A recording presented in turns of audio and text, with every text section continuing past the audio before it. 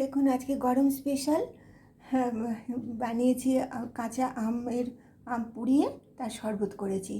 কাঁচা আম পোড়ার শরবত, এই দেখুন খুব সুন্দর করে করেছি। এতে শুধু আমটা পোড়ানোর পর একটুখানি শুধু নুন দিয়ে দিয়েছি, ব্যাস, সন্দক নুন দিয়েছি। আর এমনি রান্না করেছি, দেখুন আলু বেগুন মূলো দিয়ে তরকারি করেছি। এতে সাদা সর্ষে কালো সর্ষে দুটোই দিয়েছি, আর একটু টমেটো আদা লঙ্কা সব পেস্ট করে করেছি। আর এটা ভিন্ডি ভাজা করেছি, একদম কড়কড়ে করে করেছি। এর মধ্যে একটু কারি পাতা দিয়েছি, একটু হিং দিয়েছি।